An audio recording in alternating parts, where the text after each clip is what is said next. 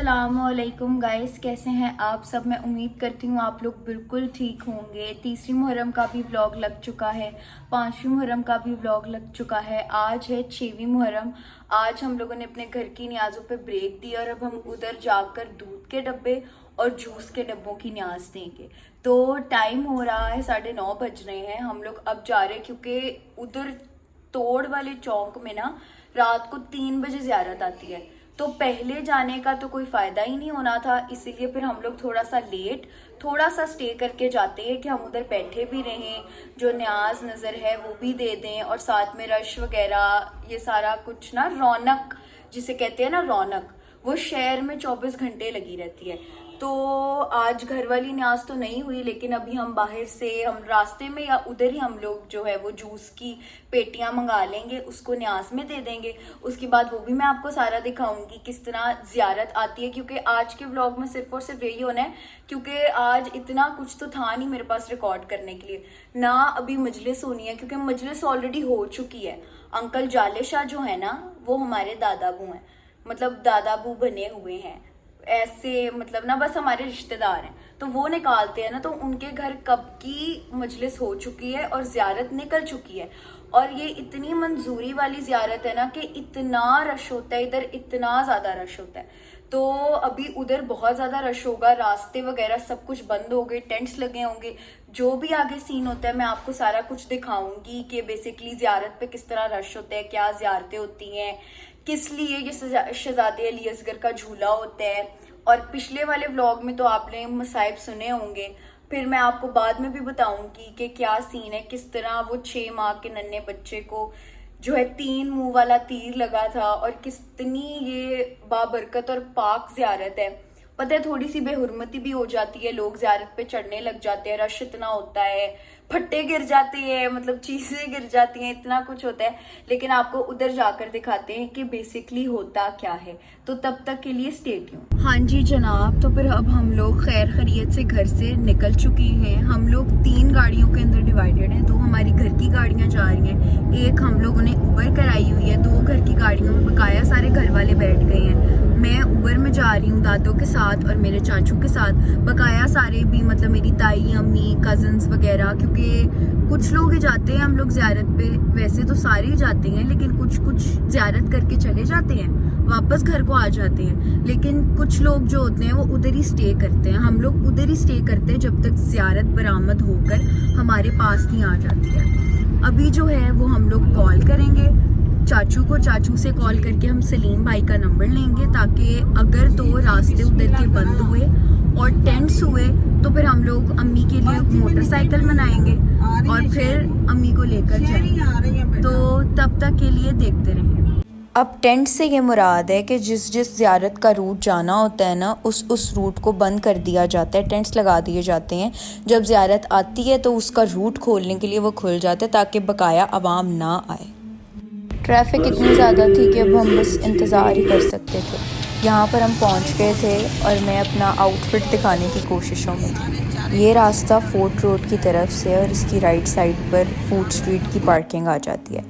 फिर अम्मी मेरी नाई के पास बैठ गई थी। ये हमारा अलमशहूर नाई जो कि अंदरून में ही सारी न्याज़ें पकाता है, यहाँ बैठे हुए थे और मैं ये दिखाना चाह रही थी कि इस तरह कवर होकर इंसान को यहाँ पर आना पड़ता है। पुलिस नो डाउट बहुत अच्छी थी इस दफ़ा, पुलिस का निज़ाम भी बहुत अच्छा था और वो फ्रेंडली भी बहुत थे।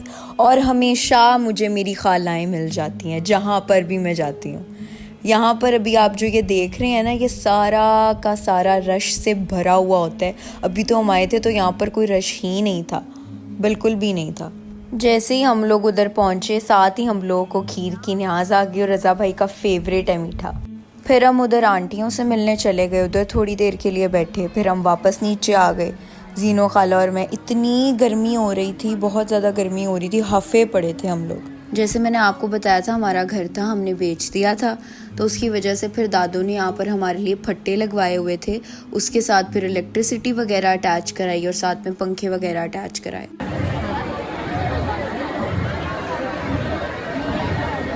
कितनी गर्मी है और कितना रश है ये भी बताएं। बहुत ज़्यादा है, आगे तो मज़ीद बढ़ना है रश। देखो आगे क्या क्या। ऊपर से मतलब हम लोगों ने पहले ये कहा था कि हम ना जाके ज़ियारत कर लेते, लेकिन बंदे पे बंदा चढ़ा हुआ है, इतनों सी भी जगह नहीं है। अभी हम देख रहे हैं हम कि थोड़ी लेट हो गए, हाँ इसलिए अब हम ज़ियारत के बारे में अब लेट हो गए। अब हम बस ये ट्राई कर रहे हैं कि हमारी दादों की फ्रेंड्स जो है वो जाएंगी, फिर हम लोग निकलेंगे, थोड़ा गली शली के अंदर जाएंगे और फिर ज़ियारत की सूरत हाल देखेंगे और बकाया सब कुछ जो है वो हम लोग कैप्चर करेंगे। हाँ जी जनाब, तो फिर अब हम लोग मेरी दादों की फ्रेंड की तरफ जा रहे हैं। देखो हमें न्याज में गाइस, मैंने आपको बताया था शहर में बहुत रौनक होती है और इसी तरह आपको जो है ना वो तबरुकात मिलते हैं। तो माशाल्लाह माशाल्लाह माशाल्लाह सबा बाजी की किस्मत भी माशाल्लाह इतनी चमकदार है ना कि सबा बाजी को सबसे पहले सारी न्याज़ें मिल जाती हैं, सब कुछ। यहाँ हम लोग जा रहे थे और आपको मैं रश दिखा रही थी कि अभी ज़ियारत आई नहीं है, तो ये हाल है। जब ज़ियारत आती है तो फिर ना बंदा ना बंदे की ज़ात सब एक दूसरे पे चढ़े होते हैं। वापसी पर अम्मी ने मैं फ़ोन करके कहा था कि कुछ कार्टन रह गए थे जूस के, वो भी लेते आओ। फिर हम लोगों ने जूस की न्याज़ दी। हर साल ना ये एक रिचुअल होता है, ये है अंकल जाले शाह। तो जब जब ज़ियारत करीब आती है ना तो वो फिर हमारे पास आते हैं, हमें दुआएं देते हैं, हमारे पास बैठे रहते हैं। यहाँ पर मुझे इतनी भूख लग रही थी, नज़रे अल्लाह ने आज़े हुसैन कहीं से मिला था और मैंने कहा कि भाई टूट पड़ो। यहाँ पर वैसे तो वो थके हुए थे, लेकिन स्टिल मैंने कोशिश की कि मैं उनसे इंटरव्यू ले लूँ। अच्छा, मैं आपसे ये पूछना चाह रही हूँ, जो आपकी ज़ियारत निकल रही है इसकी आप मुझे हिस्ट्री बताएं, इसकी कहानी। 1808 में मेरे दादे के नाम हाँ, ये सबा बजे आप पकड़ के बनाया मैं ताकि उनकी सुन लूँ, ताकि बाद में मैं सब टाइटल लगा दूँगा। 1808 में दादे के बाद दादे के नाम, दादे के बाद मेरे छोटे दादे के नाम और मेरे माला साहब के नाम, आलम साहब के बाद मेरे नाम। और ये 1808 की नस्ल से हमारे पाकिस्तान में सबसे पहले नस्ल और पाकिस्तान में सबसे ज़्यादा मतलब आप बताएंगे आप लोगों ने कैसे निकालना शुरू किया? यहाँ पर फिर मैंने जो है ना अपने क्वेश्चंस को स्टॉप लगा दी थी, क्योंकि वो इतने ज़्यादा थके हुए थे, इतने ज़्यादा हफे हुए थे, तब के वो ज़ियारत के साथ रूट टू रूट थे। अगर आप मेरा और अंकल जाले शाह का इंटरव्यू देखना चाहते हैं तो ज़रूर कमेंट करें, फिर मैं जाऊँगी इंशाल्लाह अशूरा के बाद, फिर इनसे इनकी सारी हिस्ट्री और मालूमात लूँगी। यहाँ पर जो है वो पीछे पीछे ज़ियारत आ गई थी और रश साथ ही साथ बढ़ता जा रहा था। यहाँ पर फाइनली झूले की ज़ियारत आ गई थी।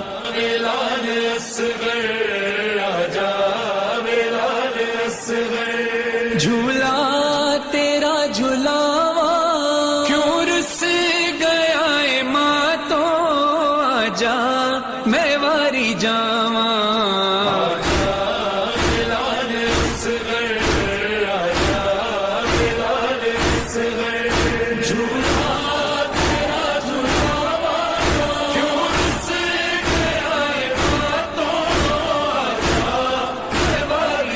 यहाँ पर ज़िंदगी में पहली दफ़ा आधे घंटे से भी ज़्यादा ज़ियारत अंदर इमाम बारगाह में रुकी थी, क्योंकि ज़ियारत इतनी दफ़ा शहीद हो चुकी थी और स्टिल मासूम की ज़ियारत के साथ इतनी ज़्यादा नाइंसाफ़ी की गई कि उसको खिंच थ्रू किया गया। आप सब अपनी दुआओं की मुस्तजाबियत के लिए शहज़ादी अली असगर के सदक़े अल्लाह ताला से उनका वसीला समझ के मांगें और आपको ज़रूर अता होगा, यह आपके बिलीफ पर है।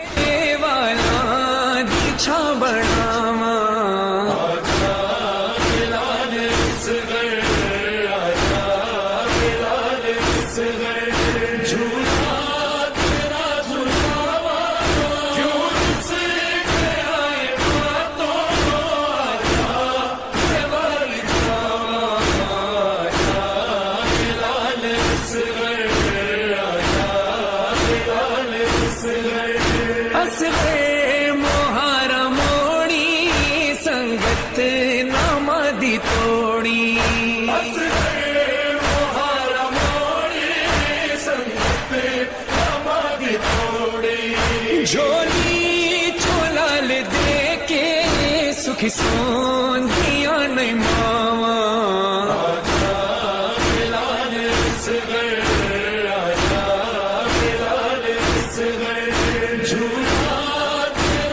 जैसे कि आप देख सकते होंगे कि मासूम की ज़ियारत को किस तरह लोग खींचातानी कर रहे हैं, कितना बुरा सलूक कर रहे हैं कि अभी झूला जो है वो थोड़ा सा बैंडेड लगा कर निकला है तो फिर उसको नीचे गिरा रहे हैं, उसको खींच रहे हैं, उसको अपनी तरफ कर रहे हैं, कभी यहाँ कर रहे हैं, कभी वहाँ कर रहे हैं। ये नहीं कि आप दूर से दुआ मांग लो। अगर आपने ज़ियारत करनी है तो ये 5वीं मुहर्रम को अंकल जाले शाह के इमाम बारगाह में पड़ी होती है। फिर उसके बाद 7वीं की सुबह तक झूला उधर ही होता है। मैंने 7वीं मुहर्रम के व्लॉग में लगाया वह झूला कि किस तरह झूले के अंदर कुछ भी नहीं था, वो खाली था बेचारा।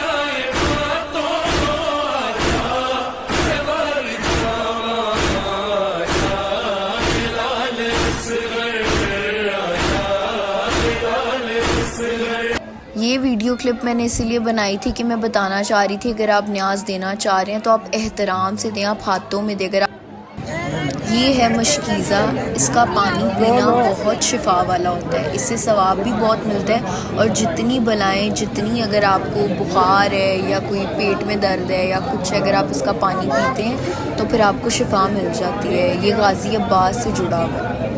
इन अंकल को अल्लाह ताला ने इतना सवाब देना है ना कि वो विदाउट किसी मुफाद के राह चलते मुसाफिरों को पंखा झल रहे थे, गर्मी जितनी थी हवा दे रहे थे। जैसे कि मैंने आप लोगों को बताया था कि ज़ियारत इतनी दफ़ा शहीद हो गई थी, उसने पानी वाले तला से रंगमहल होकर अलिफ शाहियों की हवेली वाले रूट पर जाना था, लेकिन वो तब की फोर्ट रोड के इर्द गिर्द ही घूमी जा रही थी क्योंकि कभी अवाम यहाँ पर लेकर आ रही थी। फिर ये भी अवामुन नास है ना, देख ही नहीं रहा था कि भाई शहजादे का झूला है कि वो कुछ कर लें। फिर वो काली बाड़ी से होता हुआ पानी वाले तलाश से अपने रूट की तरफ चलता रहा और ये कहीं सुबह के 8 या 9 बजे जाकर ये इख्तिताम पजीर हुआ था।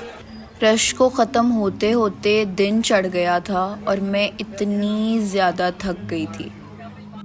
आप देख सकते हैं मेरे पाँव इतने सूज गए थे ना, चल चल के, खड़े हो के, क्योंकि कहाँ जब ज़ियारत आ जाती है तो बैठने का काम माहौल होता है। फिर फाइनली हम लोग जो हैं वो अपने घर की तरफ, मंजिल की तरफ रवाना हो गए।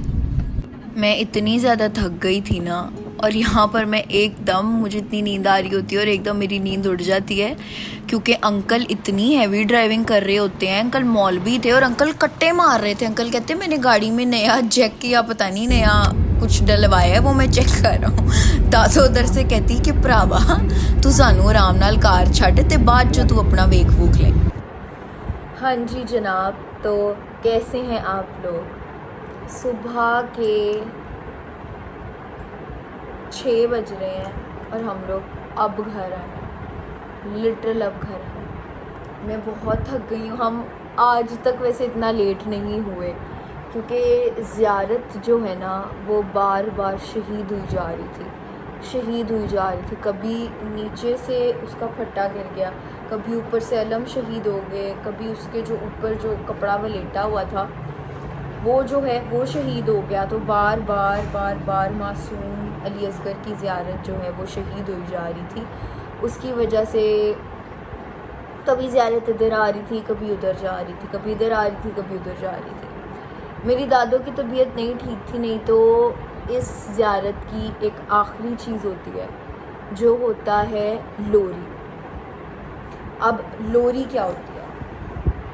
लोरी ये होती है कि आपको पता है 6 माह का मासूम अली असगर था, तो उसके लिए वो लोरी होती है। मतलब आप बच्चों को लोरी सुना के सुलाते हो ना, बस ये चीज़ इस चीज़ को सिंबलाइज़ करती है कि अली असगर जो है वो शहीद हो गए, तो उनके लिए लोरी पढ़ी जाती है।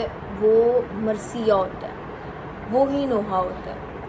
नोहा ये होता है कि आप जो है ना वो मातम कर कर पढ़ते हो, मरसिया ये होते हैं कि आप बस उसको सुनाते हो, आप उसको रिसाइट करते हो थोड़ी सी लय में। अब जो लोरी है, लोरी भी आप लय मरसिए की तरह ही होते हैं, लेकिन उसको लोरी कहा जाता है क्योंकि वो शहजादे अली असगर के लिए होता है।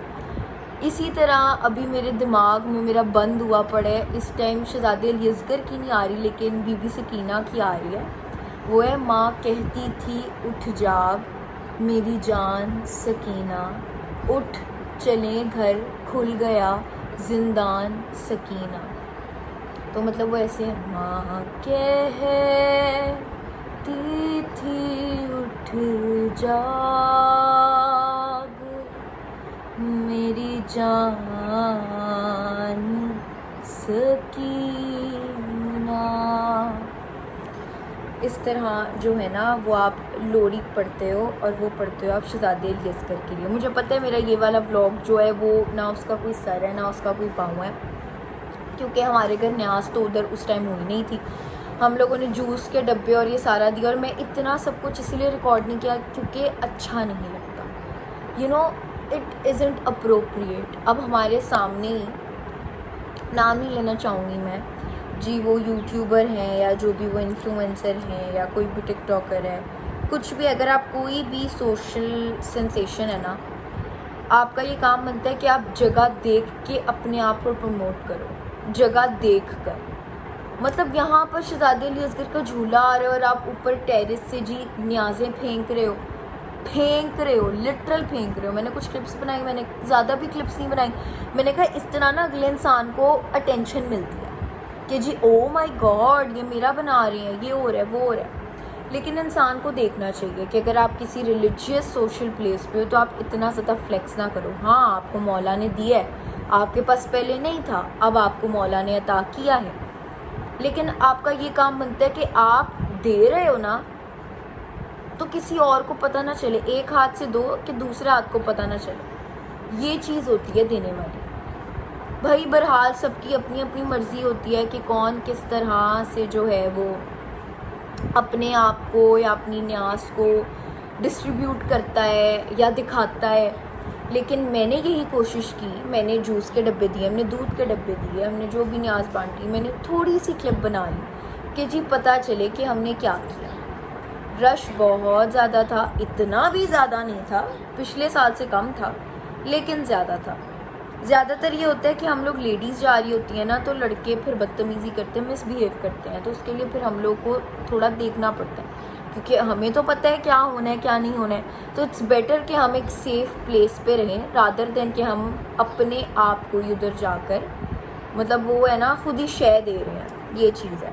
रश थोड़ा कम होता, कोई मेरे साथ चलने वाला होता, मतलब कोई मर्द मतलब अब हमारे इधर ये है कि सारे अपने आप को सेव कर रहे होते हैं और मतलब सेल्फिश जो है ना आप कह सकते हो, सेल्फिश भी नहीं जो भी बहरहाल मतलब ये है कि सारे दूर दूर रहेंगे और अपना अपना करेंगे, इतना नहीं है उनको। मेरा दिल था कि मैं जाऊँ ये करूँ लेकिन रश बहुत था, मैं इसीलिए इतना सब कुछ रिकॉर्ड नहीं कर पाई। फिर जब इमाम बारगाह के अंदर ज़ियारत गई तो वो बहुत देर रुकी रही और मैं लिटरली सबा बाजी को कही जाती, मैं कहा सबा बाजी इमाम बारगाह चलते हैं, सोनी ज़ियारत हो जाएगी। सबा बाजी इमाम बारगाह चलते, सबा बाजी ने कहा नहीं इमाम बारगाह में बहुत रश होगा क्योंकि हर साल इमाम बारगाह के अंदर ज़ियारत नहीं रुकती, वो ऐसे जाती है और उसी पाँव वापस आ जाती है, उसके बाद आगे जाती है फूड स्ट्रीट के बाहर, फिर वापस आके इस गली में मुड़ जाती है। लेकिन वो अब उधर आधा घंटा रही, फिर पता चला कि जो ज़ियारत है वो शहीद हो गई। तो ये भी है कि नज़रें लग जाती हैं, मासूम की ज़ियारत होती है, लोग खिंचतरू बहुत करते हैं, उसको खींच रहे होते हैं, इधर जा उधर जा। तौबा तौबा करनी चाहिए। वो जो झूला है वो इतना बाबरकत है, इतना पाक है कि उस झूले के सदके जो है ना माओ को औलादें मिलती हैं। और उसके साथ फिर आप इस तरह की नाइंसाफ़ी करो, इधर खींचो उधर खींचो, इधर खींचो उधर खींचो। अब जो इधर जो ये ज़ियारत निकालते हैं ना अंकल जाले शाह, वो हमारे अंकल हैं, तो वो हमारे पास बैठे होते हैं। ज़ियारत आने से पहले वो थोड़ी देर हमारे पास बैठते हैं, हमें बताते हैं, तबरक वगैरह देते हैं, जैसे सेब वगैरह हो गया, ये चीज़ें। वो आए तो मैंने कहा कि मैं उनसे रिकॉर्ड करती हूँ।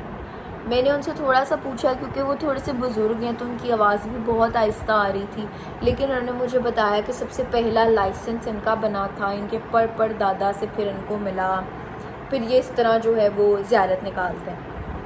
मैंने कहा 10वीं मुहर्रम के बाद जाऊँगी, फिर उनसे उनका इंटरव्यू लूँगी, क्योंकि वो बड़े आलिम हैं, वो बहुत मतलब जो है ना, मतलब उनको बहुत इन्फॉर्मेशन है। उनके पास लिटरली 4 किताबें हैं, तौरात, ज़बूर, इंजील और कुरान मजीद। मतलब कि मैंने तो पहली दफ़ा देखा है कि उनके पास 4 किताबें, और 4 किताबें मैंने उनके पास ही देखी थी। मतलब उन्होंने असल वाली जो है वो किसी से चोरी करवाई, फिर उसकी नकल कराई, फिर असल वाली फिर जो है वो म्यूज़ियम्स में रखवा दी। ये किया था जो भी लेकिन उनके पास ये सारी चीज़ें, उनके पास सारी मालूमात है, वो एक्सप्लेन करते हैं, वो दुआएं देते हैं, और वो हमेशा सबका अच्छा चाहते हैं। वो आए थे, उनसे जितना उनसे बोला जा सका, क्योंकि इतनी गर्मी होती है, वो बेचारे बुज़ुर्ग आदमी हैं, और वो ज़ियारत के साथ अपनी ड्यूटी निभाते हैं। मतलब जहाँ जहाँ काली बाड़ी, ये गुजरों की गली और हवेली अलफशाइयाँ, फिर उसके बाद जहाँ जहाँ पर भी अभी जहन में ही नहीं जो है ना वो अल्फाज आ रहे, तो जहाँ जहाँ ज़ियारत का रूट जा रहा होता है वो वहाँ वहाँ जा रहे होते हैं। अब शहज़ादे अली असगर का ये है, इस झूले की मन्नत मुराद, इस झूले का सीन ये है कि शहज़ादे अली असगर थे इमाम हुसैन के सबसे छोटे बेटे, जो कि 6 माह के थे, और हुरमला ने उनको 3 मुँह वाला तीर मारा था, क्योंकि मौला हुसैन ने कहा था कि ये मेरे पास आखिरी चीज़ है, ये प्यासा है, इसको पानी पिला दो। तो जालिमों ने कहा कि अच्छा हुसैन ख़ुद पानी पीना चाह रहा है। उन्होंने करबला की तत्ती रेत पर अली असगर को लटाया, और इतनी गर्म थी कि उन्होंने करवट ली।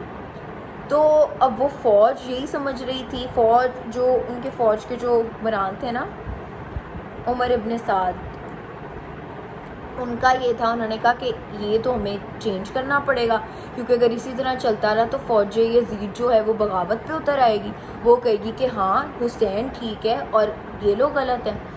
तो उन्होंने हुरमला को बोला कि तुम तीर जो है ना, वो हुरमला उस ज़माने का सबसे उम्दा उनका तीर अंदाज था। हुरमला ने 2 दफ़ा तीर मारे, वो कभी इधर चला गया कभी उधर चला गया। तीसरा तीर उसने 3 मुँह वाला निकाला और वो मयान में डालकर छोड़ दिया।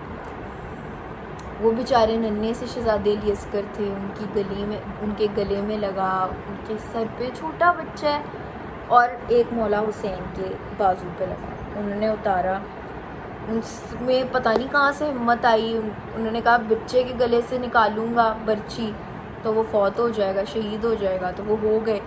उनने खून आसमान में फेंकने का किया, आसमान ने ऊपर से कहा कि नहीं, अगर ये खून मुझ तक आया तो फिर मैं कभी बारिश नहीं बरसाऊंगा। उन्होंने कहा कि चलो ज़मीन पे गिर जाए खून। ज़मीन ने कहा कि मैं कभी काश्तकारी नहीं करूँगा। तो उन्होंने आफ्टर ऑल एंड पे आकर वो खून अपने मुँह पे मल लिया और अल्लाह ताला से कहा कि यही आखिरी चीज़ थी जो उनकी छीनी। तो उनकी याद में 6वीं मुहर्रम, 3वीं मुहर्रम, जब बेसिकली 6वीं मुहर्रम को ही निकलता है, लेकिन जब ये निकलती है ज़ियारत, ये बहुत मंजूरी वाली होती है, क्योंकि वो उस मासूम की होती है। तो उसकी याद में वो झूला निकलता है, वो शबी बनकर निकलता है। और फिर हम अल्लाह ताला से दुआ मांगते हैं कि अल्लाह ताला शहज़ादे अली असगर के सदक़े हमारी मुश्किलें आसान कर, या बेऔलादों को औलाद अता कर, या बेघरों को बेघर अता कर, बेरोज़गारों को रोज़गार दे, जो भी दुआ। लेकिन बेसिकली ये मन्नत बच्चों के लिए होती है कि मतलब जिनके घर औलाद नहीं हो रही है तो वो फिर सेब खाते हैं, या उनको कुर्ता मिलता है, या फिर उनको खिलौना मिलता है। जो बेटों की भी मुराद रखते हैं वो भी खाते हैं, जिनको नहीं औलाद हो रही होती वो भी खाते हैं। तो बेसिकली ये कॉन्सेप्ट है शहज़ादे अली असगर के झूले। मैंने जहाँ तक हो सका मैंने समझाने की आपको कोशिश की। अब वही मैं आपको बता रही हूँ ना कि वो एक झूला है। अब झूले के खाली झूला आपको पता है नहुस्ती होती है, खाली झूला हिलाना नहुस्ती होती है।